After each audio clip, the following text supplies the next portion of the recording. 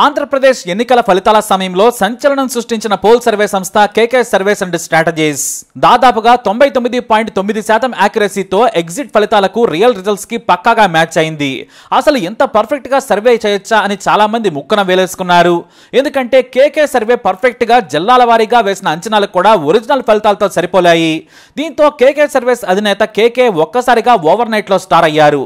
Survey ఫలితాల్లో ఎలాంటి sample తీసుకున్నారు, నియోజకవర్గానికి ఎంత మందిని సర్వే చేశారు, వారి ప్రశ్నావళి ఏంటనే ఇతర సర్వే సంస్థలకు కూడా ఆరా తీసేంతగా ప్రభావం చూపించింది కేకే సర్వేస్. ఇప్పుడు ఉత్తరాది ఎన్నికలపై కూడా సర్వే చేస్తూ జాతీయ సంస్థగా ఎదిగే ప్రయత్నం చేస్తున్నారు కేకే. ఇప్పటికే హర్యానా, జమ్మూ కాశ్మీర్, జార్ఖండ్, ఢిల్లీలపై కూడా సర్వే చేశారు ఆయన. మరీ ముఖ్యంగా హర్యానా ఎన్నికల ప్రీపోల్ సర్వే రిపోర్ట్ ను మీడియాతో పంచుకున్నారు కేకే. కేకే మాటల్లో ఆయన ఏమన్నారంటే, మేము సరిగ్గా ఏపీ ఎన్నికల ఫలితాలకు ముందే చేసిన సర్వే మాదిరిగానే ఓటర్లలోని ప్రతి వర్గాన్ని ప్రశ్నించాం. వారి అంతరంగాన్ని కూడా తెలుసుకునేందుకు ప్రయత్నం చేశాం. వేరువేరు వర్గాలను మేము ప్రశ్నించి ఏ పార్టీకి ఓటేస్తున్నారనే దానిపై కూలంకషంగా ప్రశ్నించాం. వేర్వేరు ఫ్యాక్టర్స్ ను పరిగణలోకి తీసుకుని సర్వే చేశామని చెప్పారు కేకే. అయితే హర్యానాలో ఏ పార్టీ గెలుస్తుందంటే మాత్రం కళ్ళు మూసుకొని చెప్పేయొచ్చు. ఈసారి హర్యానాలో కాంగ్రెస్ దే విజయం. వరుసగా 10 ఏళ్లలో బీజేపీ పాలన చూసిన ప్రజలు విసిగిపోయారు. బీజేపీ వ్యతిరేక ఓటు భారీగా కాంగ్రెస్ కి వెళుతుందని కేకే చెప్పుకొచ్చారు. అంతేకాదు ప్రతి 3 సీట్లలో 2 బీజేపీ కోల్పోతుంది. అంటే దారుణ బీజేపీ ఓడిపోతుందని కేకే సర్వేస్ ద్వారా తమ సర్వే వివరాలు చెప్పారు ఆయన. హర్యానాలో అభివృద్ధి లేదు, మనకంటే దాదాపుగా 10 ఏళ్లు వెనకబడి ఉన్నారు. అక్కడ మున్సిపాలిటీల పనితీరు చూసినా కూడా మనకు ఆశ్చర్యం కలుగుతుంది. అభివృద్ధి లేదు, నిరుద్యోగం ఎక్కువగా ఉంది, యువకులు బీజేపీ మీద అసంతృప్తిగా ఉన్నారని చెప్పుకొచ్చారు కేకే. ఇక రైతు ఉద్యమానికి హర్యానా కేంద్రంగా మారింది. పంజాబ్ రైతులకు మద్దతుగా ఇక్కడ రైతులు పోరాడారు. ఆ అసంతృప్తి బీజేపీపై స్పష్టంగా కనిపిస్తోందన్నారు కేకే. ఏ వర్గం కూడా తృప్తిగా లేదు, జాట్లు ఓపెన్ గా మాట్లాడుతున్నారు. ఏ మాత్రం భయపడకుండా బీజేపీని ఓడిస్తామని చెబుతున్నారు.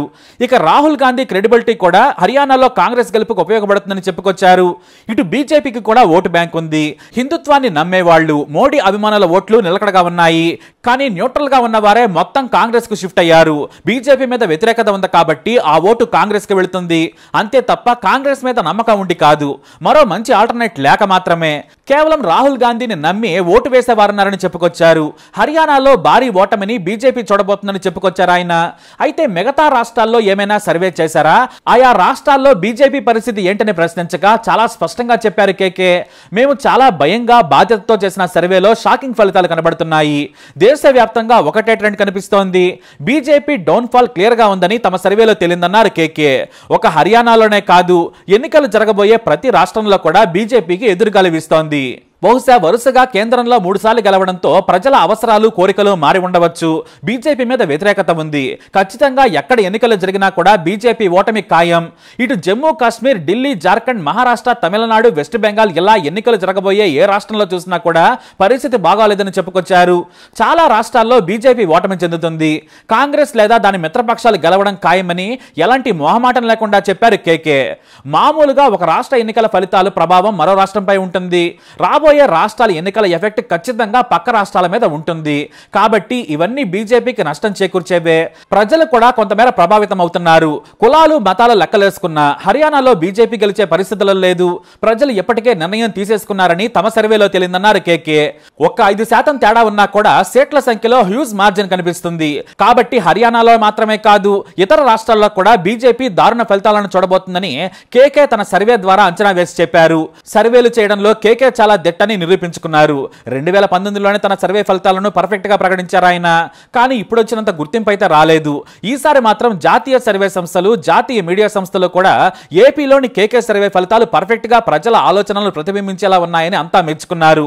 ఇప్పటి నుంచి జాతీయ స్థాయిలో కూడా ఎన్నికల ఫలితాలు ప్రజల మనసులోని మాటను పోలింగ్ ముందే ఖచ్చితంగా బయటపెట్టి ఓటర్ మూడును చెప్పేందుకు ప్రయత్నిస్తున్నారు కేకే. ఆయన సర్వే ఫలితాలు ఈసారి కూడా పర్ఫెక్ట్ గా నిజమవుతాయి అనడంలో ఎలాంటి సందేహం లేదు.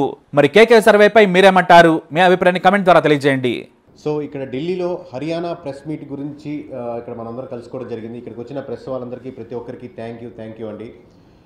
ముఖ్యంగా ఆంధ్ర, తెలంగాణ నుంచి వచ్చినటువంటి ప్రెస్ వాళ్ళకి కేకే సర్వేస్ గురించి, కేకే గురించి సెపరేట్గా ఎక్స్ప్లెయిన్ చేయాల్సిన అవసరం లేదు. మీ ద్వారా, మీ మాధ్యమాల ద్వారా ఎంతో లక్షలాది కోట్లాది మంది ప్రజలకి మనం చేరుకున్నాం. అందుకని మరొకసారి థ్యాంక్ యూ. ఫస్ట్ టైం మనం హర్యానా నార్త్ బెల్ట్లో చేస్తున్నాం కాబట్టి చాలా ఒళ్ళు దగ్గర పెట్టుకొని అదే కాన్షియస్తో మన బ్రాండ్ వాల్యూ ఎక్కడ తగ్గకూడదని చాలా జాగ్రత్తగా చేయడం జరిగింది. సో హర్యానాలో ఎలా ఉంది పరిస్థితి అని చెప్పేదానికి ఈ ప్రీ పోల్ మనం ఇక్కడ ఢిల్లీలో అందరం కలుసుకోవడం జరుగుతుంది.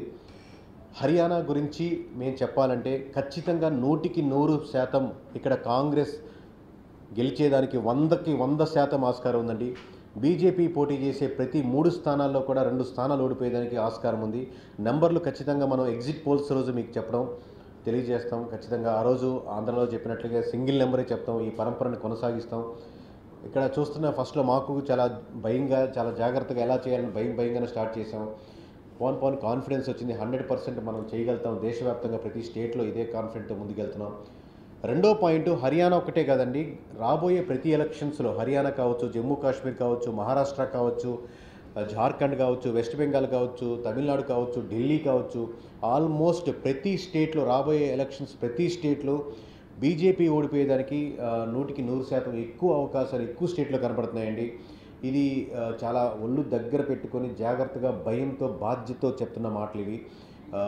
మీకు తెలుసు మనం ఏ పార్టీ తరపునో, ఏ పార్టీకి కొంగు కాస్తారో, ఏ పార్టీకి సపోర్ట్గానో చేయమని. సో ఖచ్చితంగా ఈ ట్రెండ్ కొనసాగుతుంది. ఇంకా మీకు చెప్పాలంటే ఒక టైటానిక్ షిప్ మునిగిపోయే ముందు ఎలా ఉంటుందో అలా ప్రతి స్టేట్లో బీజేపీకి ఆ ఫెయిల్యూర్ కనపడుతుంది. బీజేపీకి వచ్చిన పెద్ద అడ్వాంటేజ్ ఏంటంటే ఈ స్టేట్ ఎలక్షన్స్ పార్లమెంట్ ఎలక్షన్స్ తర్వాత వచ్చాయి. అలా కాకుండా ఈ పార్లమెంట్ ఎలక్షన్స్ ముందర ఈ స్టేట్ ఎలక్షన్స్ వచ్చుంటే దాని ఇంపాక్ట్ బీజేపీ మీద చాలా బలంగా పడుండేది.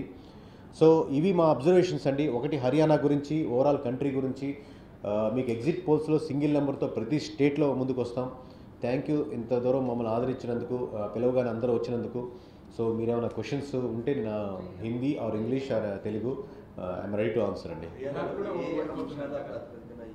సో హర్యానాలో మెయిన్గా ప్రభావితం చేసే అంశాలు వచ్చి, ఒకటి మీకు హర్యానాలో తిరిగితే అండి అందరూ చెప్పే రీజన్స్ ఉంటాయి. ఇప్పుడు జాట్లు ఉంటారు, లేకపోతే 10 సంవత్సరాల నుంచి బీజేపీ ఉంది కదా దాని యాంటీ ఏమీ కాదు. మేజర్గా మీకు ప్రతి విలేజ్లో మన ఆంధ్రాతో కంపేర్ చేసుకుంటే ఇంకో 10 సంవత్సరాలు వెనకున్న ఎంత దారుణంగా ఉన్నాయన్న విలేజ్లు, మురిక్కాలు కానీ, మున్సిపాలిటీ కానీ, అక్కడ ఉన్నటువంటి సిస్టమ్స్ కానీ ఇంకా ఎక్కడో వెనకబడిపోయి ఉన్నాయి బాగా అనమాట. దాని నుంచి వ్యతిరేకత కోరుకుంటున్నారు. అలాగే జాబ్స్ ఏదైతే ఎక్స్పెక్ట్ చేస్తారో వాళ్ళు వ్యతిరేకుతున్నారు. అలాగే రైతులు మీరు చూస్తుంటారు, రైతుల ఉద్యమానికి మీద ప్రధానంగా కూడా హర్యానా, మనకు పంజాబ్ రైతులే దాని వెనకాల ఉంటారు.